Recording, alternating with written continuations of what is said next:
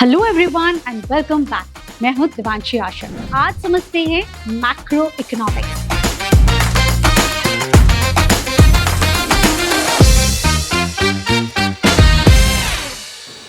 India is poised to be a super power by 2030। हर कोई यही कह रहा है, लेकिन do you know what drives an economy?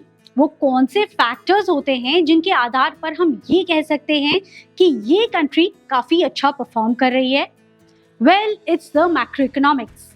शुरुआत से शुरू करते हैं। इकोनॉमिक्स को हम दो हिस्सों में डिवाइड करते हैं, माइक्रो इकोनॉमिक्स और दूसरा है macro economics.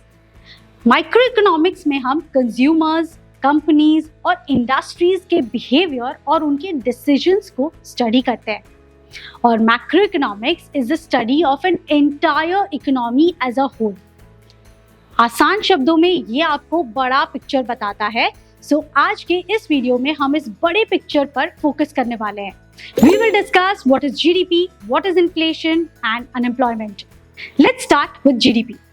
GDP stands for Gross Domestic Product. ये एक इम्पॉर्टेंट इंडिकेटर है जो आपको बताता है कि एक स्पेसिफिक टाइम पीरियड, जैसे कि एक साल के दौरान पूरे देश में कितने गुड्स और सर्विसेज प्रोड्यूस हुई है, उसकी टोटल वैल्यू को बताता है। अब फॉर्मूला से हमें बेटर समझ आएगा। GDP is equal to C plus I plus G plus X minus F, जहाँ C इज योर कंजम्पशन। ये वो टोटल स्पेंडिंग होती है जो हाउस होल्ड्स अपने डेली गुड्स एंड सर्विसेज पर करते हैं, जैसे ब्रेड, बटर, पेट्रोल, कार, कपड़े एक्सेट्रा, जो आप डेली कंज्यूम करते हैं। Overall it's a sum of all the consumption and services in the economy. I, it is business investment. ये वो स्पेंडिंग है जो बिजनेसेस अपने फ्यूचर प्रोडक्शन के लिए करते हैं, जैसे मशीनरीज हो गए, फैक्ट्री बिल्डिंग्स हो गए etcetera. G stands for government spending, और ये वो टोटल स्पेंडिंग है जो गवर्नमेंट करती है फॉर द कंट्री, जैसे इंफ्रास्ट्रक्चर बिल्ड करना, construction project, spending on the education, army, defence etcetera. X है आपके एक्सपोर्ट्स, यानी total value of the exports, and M is the imports, total value of the imports. तो X minus M stands for net exports in the country. In simple terms, higher GDP का मतलब होता है कि country की जो productivity है वो बेटर है और इकोनॉमी ग्रो कर रही है। The table below shows the GDP growth of India over the years. अब आते हैं इन्फ्लेशन पर। हम सब ने हमारे मम्मी पापा से ये चीज जरूर सुनी है कि उनके जमाने में 2 रुपए में मूवी देखा करते थे और 1 रुपए में वो समोसा खाते थे। और आज क्या ये पॉसिबल है? बिल्कुल नहीं, क्योंकि वक्त के साथ सारी चीजों के दाम भी बढ़ते हैं। बस यही तो है इन्फ्लेशन और महंगाई। Now let me tell you कि इन्फ्लेशन बुरी चीज नहीं है, ये कंट्री की ग्रोथ के लिए काफी इंपॉर्टेंट होती है। अब जैसे आपको सैलरी मिलती है तो अगले साल आपको भी यही उम्मीद होती है कि आपको अप्रेजल मिलेगा। बिल्कुल वैसे ही फार्मर को भी उम्मीद होती है कि उनके प्रोडक्ट्स के उनको बेहतर दाम मिलेंगे। So controlled inflation is beneficial for higher production and in turn higher GDP of a country. लेकिन बहुत ही हाई इन्फ्लेशन से इकोनॉमी को नुकसान भी होता है, जैसे परचेजिंग पावर कम हो जाती है, इन्वेस्टमेंट्स कम होने लगते हैं एंड सो ऑन। ये टेबल में आपको दिखेगा कि इंडिया का इन्फ्लेशन कितना था और करंटली कितना है।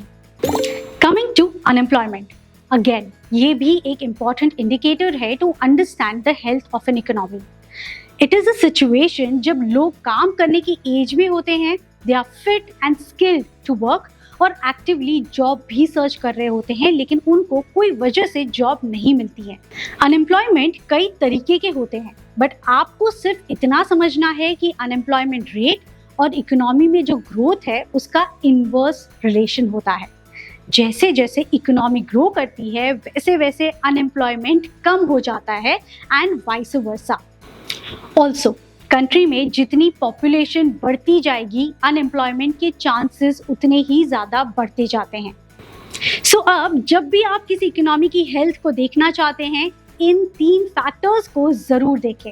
इन इंडिकेटर्स पर कंट्री के मेजर डिसीजंस, जैसे उसकी मॉनेटरी पॉलिसी और इंटरेस्ट रेट्स को भी डिसाइड किया जाता है। Let's do a quick recap. GDP एक स्पेसिफिक पीरियड के दौरान इकोनॉमी की टोटल प्रोडक्शन एंड सर्विसेज को बताता है। इन्फ्लेशन वक्त के साथ प्राइसेस का बढ़ना या फिर किसी भी रीजन से हायर डिमांड के चलते प्राइसेस इंक्रीज होने को इन्फ्लेशन कहते हैं। अनएम्प्लॉयमेंट, जॉब सीकर्स जो एम्प्लॉयबल होते हैं लेकिन उनको जॉब अवेलेबल नहीं होती। So this was everything that you needed to know in macroeconomics. That's all for today. Thank you for watching. See you next time.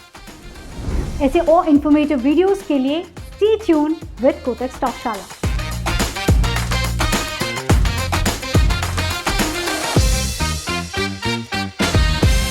Investments in securities market are subject to market risks. Read all the related documents carefully before investing.